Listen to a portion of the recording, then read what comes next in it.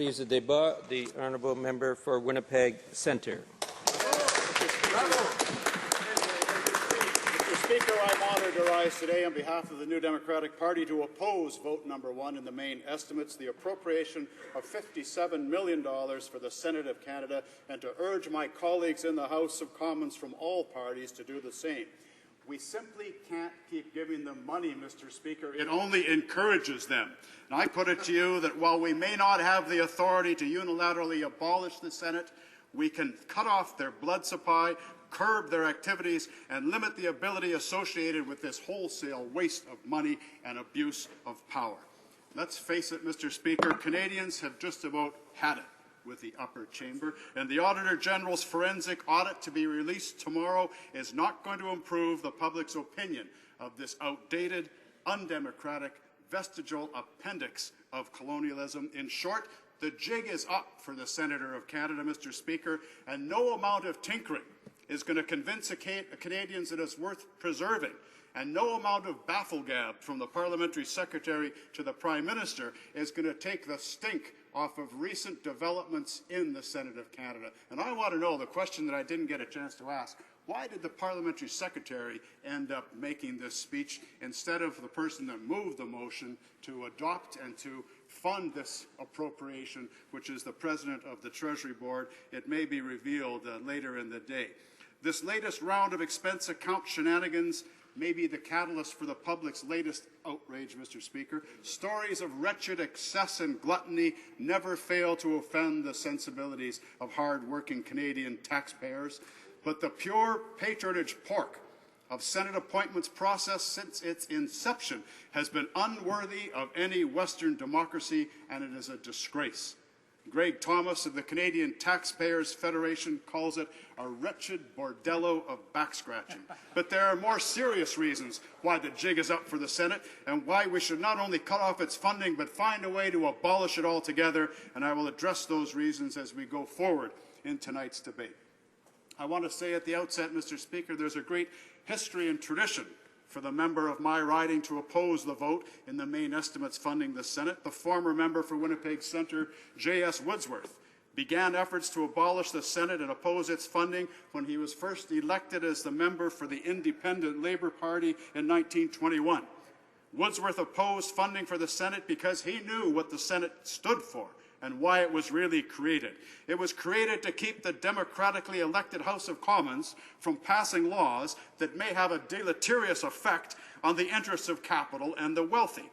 Sober second thought meant curbing the misguided ambitions of the great unwashed, like you and I, Mr. Speaker, in the lower chamber, who may seek to legislate in the best interests of ordinary Canadians, not just in the best interests of capital. He knew that the Senate is not just an expensive nuisance. He knew that it was an obstacle and impediment to democracy. Now, apologists will tell you that the Senate is there to protect the rights of minorities. What they don't tell you is the minority that they're talking about is the rich and powerful elite. In the words of Sir John A. Macdonald himself when debating the creation of the Senate, and I quote, "We must protect the rights of the minorities, and the rich are always fewer in number than the poor." Mr. Speaker, it was created as a check on the democratically elected chamber in case they got too uppity.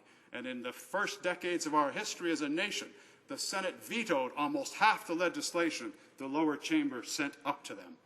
And J.S. Woodsworth and the Independent Labour Party got burned themselves by the Senate. And I want to share this example with you, Mr. Speaker. In 1925, the Independent Labour Party offered to support the minority Liberal government of William Lyon Mackenzie King in exchange for one simple thing, a promise to create an old age security pension. Mackenzie King agreed, and a famous letter sealing the deal is on file at the NDP headquarters on Laurier Street as we speak. The legislation was passed by all stages through the House of Commons, only to be rejected in 1926, vetoed by the Liberal-dominated Senate. The will of the people, as expressed by the democratically elected members of the House of Commons, was thwarted and undermined by the unelected Senate, and as a result, Canadians went into the Great Depression with no old age security. It should offend the sensibilities of anyone professing to be a Democrat if the will of the people, as expressed by their democratically elected representatives in Parliament, can be vetoed on a whim by unelected, self-serving partisans appointed by the ruling party. And that's what rubbed the Reverend J.S. Woodsworth the wrong way. And as early as 1926, there is record of him calling for the Senate's abolition. J.S. Woodsworth, as many of you here will know, went on to become the founder and the first leader of the Cooperative Commonwealth Federation, the predecessor to the NDP, and so it should surprise no one that at their founding convention in Regina of 1933, they called upon an amendment to the British North America Act to abolish the Senate. The Regina Manifesto, it's worth remembering today, reads in part, "In its peculiar composition of a fixed number of members appointed for life, it is a standing obstacle to all progressive legislation, and the only satisfactory method of dealing with the constitutional difficulties it creates is to abolish it." When J.S. Woodsworth passed away in 1942, the good people of my riding elected another United Church minister and long-standing advocate of the social gospel movement, the Reverend Stanley Knowles, and he remained MP for Winnipeg North Centre for 42 years, and during that time faithfully continued the tradition established by Woodsworth of trying to defund the Senate as an interim step towards its ultimate abolition. He put forward motions and bills to abolish the Senate at least 18 times that my research can find, and I'm proud of the history and tradition of the Independent Labour Party, the CCF, and the NDP in my riding of Winnipeg Centre. And Mr. Speaker, I can say with all humility that every day that I take my seat in the House of Commons, I am very aware of the honour that is mine to stand in the footsteps of these two such great men, two of the greatest champions of social economic justice and democracy that this country has ever known. And so it's a great honour for me to uphold the Winnipeg Centre tradition of opposing any further funding for the Senate in the main estimates of this year or any other, and to work towards the day that that institution is abolished and excised from the Parliament of Canada once and for all.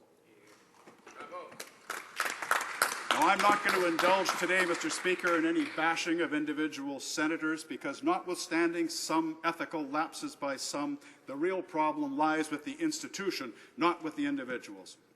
As Stanley Knowles said in 1964, after the Senate killed a bill to fund the unemployment insurance system, many members of the Senate are decent and even outstanding Canadians who have rendered a great service to their country. That is not the issue. The issue is the power they possess. He went on to say the Senate of Canada, whose members are appointed for life, as they were at the time, has greater powers than those of any such body in any democratic state. The British House of Lords can delay passage of a bill for no more than 1 year. The Senate can veto a Commons bill year after year till the end of time.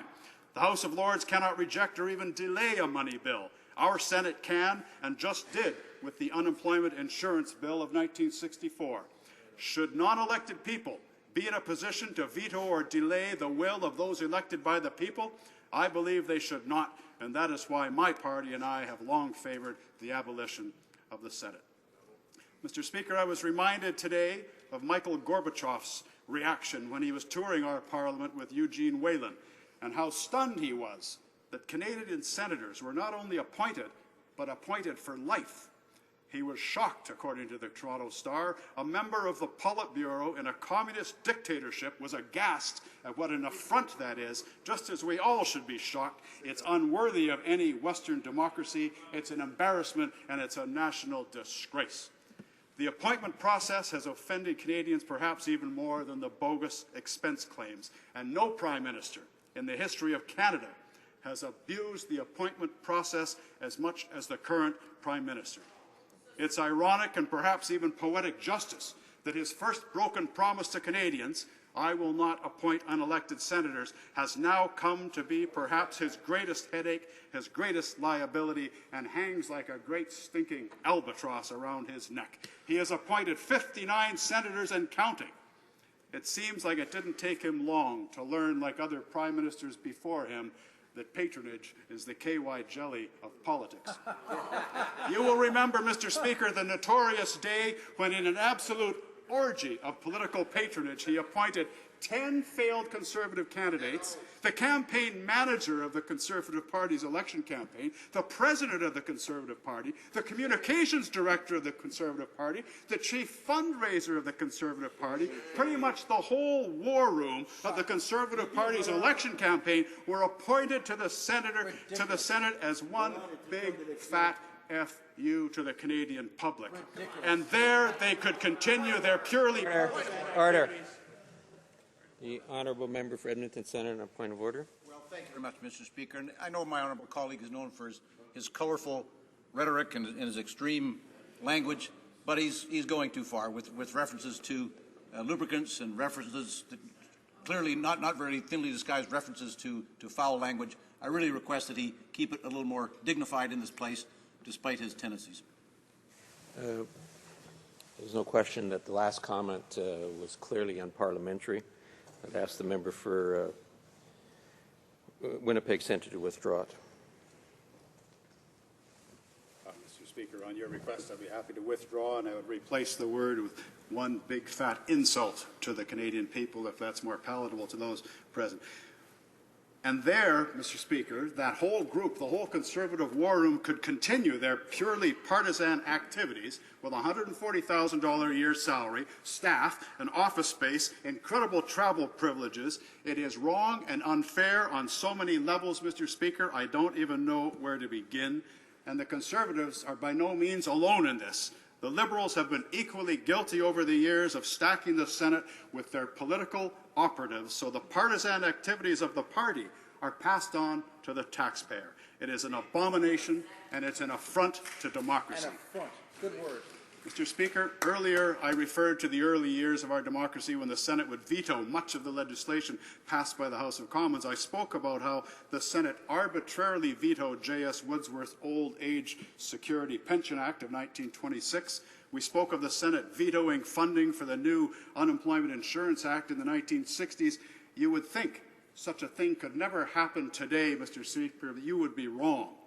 I refer you to Bill C-311 in the last Parliament, Jack Layton's Climate Change Accountability Act. For 5 years, over 2 minority parliaments, Jack Layton massaged and encouraged his climate change bill through the lower chamber, only to have it unilaterally and arbitrarily struck down in the Senate without a single hour of debate and without a single witness being heard. Now Canada, at the G7 discussion on climate change, hangs its head in shame because there's nothing to bring to the table. No legislation has ever been brought forward on the subject of this existential threat to the world, and it's no wonder Jack Layton called the Senate outdated and obsolete, a 19th century institution that has no place in a modern democracy in the 21st century. I refer you also to the member for Wellington Halton Hills and the very modest Parliamentary Reform Act that he hoped and encouraged members of Parliament to adopt.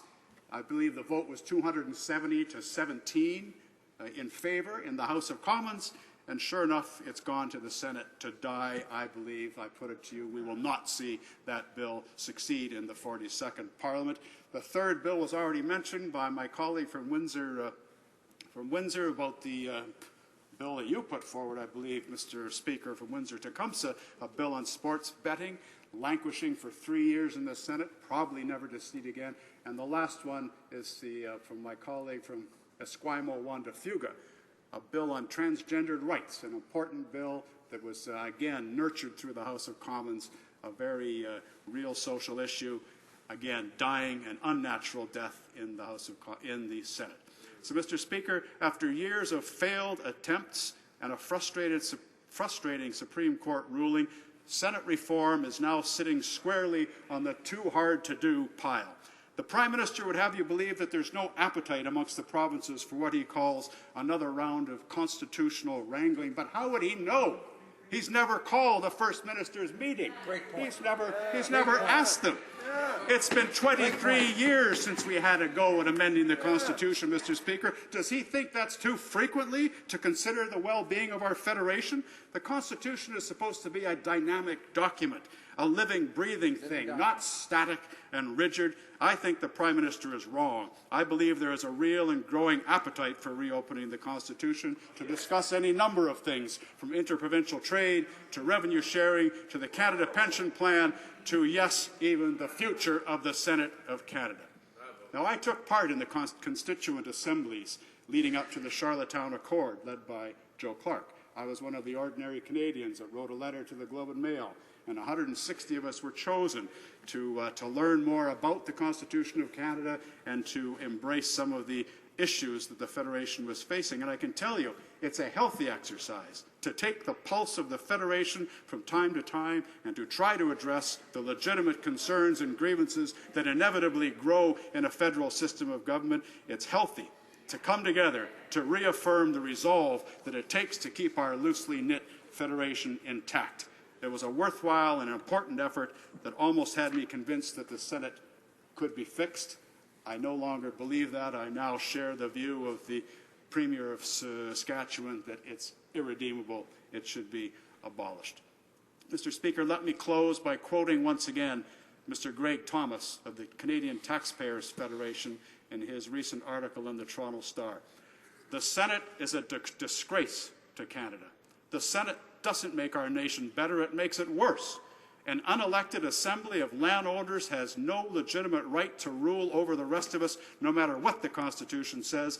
The Senate is a constitutional institution, but so was the slave trade in Britain in the 19th century until it was abolished. Democracy in Canada would be enhanced by abolishing the Senate. So I say to my colleagues through you, Mr. Speaker, by voting nay on vote number 1 of the main estimates tonight, members of the House of Commons will put this issue on the national agenda.